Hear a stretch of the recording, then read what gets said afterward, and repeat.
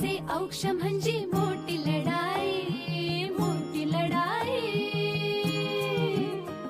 अन हत्याराचं फुलावानी घाव बिघाई, घाव बिघाई. औक्ष म्हणजे मोठी लढाई आणि हत्याराचं फुलावानी घाव बिखाई. गळ्यामध्ये पडल त्याच्या माळी जयाची, गळ्यामध्ये पडल त्याच्या माळी जयाची. तू चाल पुढं, तू चाल पुढं, तू चाल पुढं. तुला रगड्या भीती कशाची, परवा भी कुणाची. मन सुद्धा तुझा गोष्ट आहे